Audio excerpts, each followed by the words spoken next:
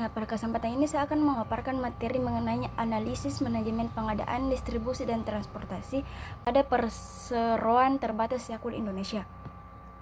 Nah, langsung saja kita masuk di slide pertama. Ini ada peran dan fungsi di bagian pengadaan. Yang pertama itu ada memastikan ketersediaan bahan baku. Nah, maksudnya di sini bagian pengadaan itu harus selalu bertanggung jawab memastikan seluruh bahan baku seperti susu skim, gula, dan bahan penunjang lainnya itu harus selalu tersedia dalam jumlah yang cukup. Yang kedua itu ada memeriksa kualitas bahan baku saat barang diterima. Nah, perusahaan Yakult juga itu selalu memeriksa kualitas bahan bakunya dari supplier. Nah, yang keempat itu mengatur stok bahan baku di gudang agar siap digunakan produksi. Nah, maksudnya ini itu bagian pengadaan itu harus mengatur bagian penyimpanan bahan bakunya agar rapi dan mudah dikelola. Nah, selanjutnya ini ada peran dari tim pengadaan. Yang pertama itu ada menjaga kelancaran produksi supaya fermentasi dan proses pembuatan Yakult tidak terhenti. Nah, bagian pengadaan ini harus berperan besar dalam menjaga kelancaran proses produksi. Jika bahan baku yang tidak tersedia atau ada stoknya, proses fermentasi Yakult itu bisa terganggu. Jadi, pemasok bahan harus selalu stabil dan tepat waktu. Yang kedua itu ada menjamin kualitas produk Yakult tetap konsisten melalui bahan baku yang sesuai standar. Nah, perusahaan Yakult itu selalu menjaga kualitas produk. Maka kualitas produk Yakult itu harus sama setiap hari, mulai dari rasa, warna, hingga tingkat higienitasnya untuk menjaga konsisten. Nah, yang ketiga itu menciptakan efisiensi biaya lewat pemilihan supplier dan negosiasi yang tepat. Nah, maksudnya nih pengadaan itu harus memastikan biaya pembelian ini tidak membebani perusahaan. Mereka harus memilih supplier yang benar-benar memberikan harga terbaik dengan kualitas yang tetap baik. Nah, yang keempat itu membangun rantai pasok yang kuat melalui hubungan jangka panjang dengan pemasok. Nah, ini harus benar-benar memastikan bisa membangun hubungan baik dengan pemasok. Amin. Nah, yang selanjutnya itu kita mengambil perusahaan Yakult Indonesia Persada. Nah, PT Yakult Indonesia Persada ini yaitu perusahaan yang memproduksi minuman probiotik. Ini menunjukkan bahwa Yakult ini memiliki rantai pasok yang kuat mulai dari produksi, penyimpanan hingga distribusi ke konsumen. Nah, selanjutnya itu bagaimana sih kriteria pemilihan supplier pada perusahaan Yakult. Nah, yang pertama itu ada kualitas dan keamanan bahan baku. Ya, maksudnya ini perusahaan Yakult itu sangat memperhatikan kualitas dan keamanan bahan baku karena produk ini dikonsumsi oleh semua kalangan termasuk anak-anak. Nah, yang kedua itu ada konsistensi mutu. Nah, selain berkualitas, bahan baku juga harus memiliki mutu yang stabil. Konsisten ini penting agar rasa, warna, dan kualitasnya itu harus sama setiap waktu ke waktu. Nah, yang ketiga itu ada ketepatan dan keandalan pasokan. Nah, maksudnya ini ada waktu pengirimannya. Pengiriman itu harus selalu tepat waktu. Nah, selanjutnya itu ada fasilitas dan sistem produksi yang memadai. Di sini Yakult juga menilai kondisi fasilitas produksi milik supplier, di kebersihan tempatnya, teknologi mesinnya, dan kelayakan alat produksinya. Nah, yang kelima itu perusahaan juga melihat dari segi legalitas dan sertifikasi lengkap. Nah, untuk memastikan pemasok yang bekerja sama, perusahaan hanya menerima supplier yang memiliki legalitas dan sertifikasi yang resmi. Yang keenam itu ada higienitas proses produksi. Sini perusahaan juga melihat dari aspek kebersihannya. Nah, yang ketujuh itu reputasi dan kerjasama jangka panjang. Nah, yang kelima itu ada siklus pengadaan pada perusahaan Yakult. Yang pertama itu identifikasi kebutuhan.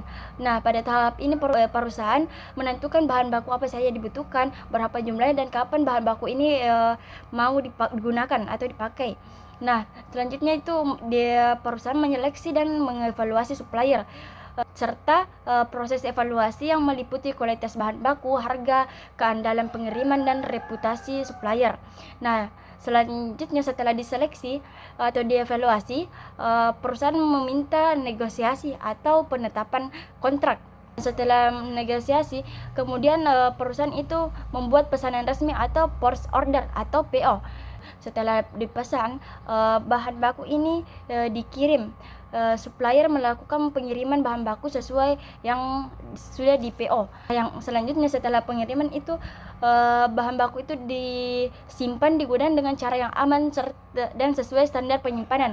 Tujuannya agar menjaga kualitas sebelum digunakan dalam proses produksi. Nah, setelah disimpan, perusahaan memeriksa perusahaan melakukan pembayaran. Nah, selanjutnya itu ada strategi distribusi yang digunakan pada perusahaan Yakult. Strategi yang digunakan dia itu adalah direct shipping. Saya juga sangat setuju dengan strategi yang digunakan oleh perusahaan Yakult. Nah, kenapa dia memilih strategi direct shipping? Karena Yakult itu merupakan produk minuman probiotik yang dimana kualitasnya itu harus bergantung pada kesegaran dan stabilitas suhunya. Jika dari direct shipping ini, yang pertama itu barang lebih cepat sampai ke konsumen. Nah, dampaknya ini konsumen memperoleh produk lebih cepat dan kualitas tetap terjaga. Yang kedua itu ada mengurangi biaya penyimpanan. Nah, dampaknya biaya operasional lebih hemat dan perusahaan bisa fokus pada distribusinya. Nah, yang ketiga ada risiko produk rusak lebih kecil. Maksudnya itu jika produk yang sering dipindahkan atau ditumpuk, ini memungkinkan produk tersebut bisa rusak. Ini ada kualitas dan kesegaran lebih terjaga. Setiap ada kelebihan pasti ada kekurangannya. Nah, kekurangannya itu adalah biaya transportasi yang lebih tinggi.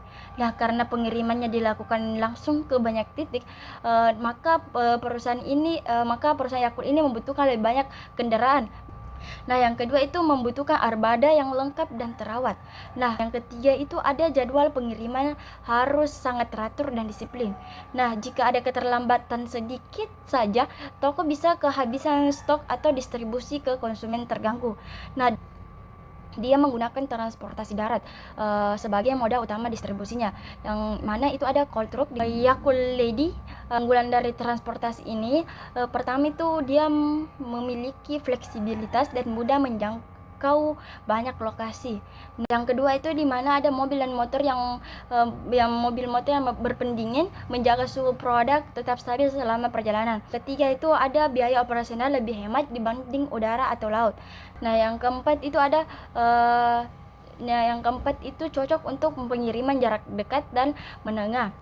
Yang kelima itu mendukung sistem direct shipping karena bisa langsung menuju rumah ke rumah atau langsung ke toko. Transportasi darat mempercepat proses pengiriman tanpa perlu menunggu pergantian moda transportasi lain. Kita masuk kelemahannya. Nah, kelemahan dari transportasi darat ini pertama itu dia menghambat oleh kemacetan atau cuaca buruk dan kondisi jalan. Yang kedua itu sangat bergantung pada kondisi kendaraan. Jika motor atau truk rusak, pengiriman Yakult bisa berhenti. Ketiga itu kurang efisien untuk pengiriman jarak jauh antar pulau. Nah, untuk wilayah yang jaraknya sangat jauh ini transportasi darat membutuhkan waktu yang lebih lama. Empat itu risiko keterlambatan lebih tinggi dibandingkan moda udara. Nah, itulah dari penjelasan dari saya. Assalamualaikum warahmatullahi wabarakatuh.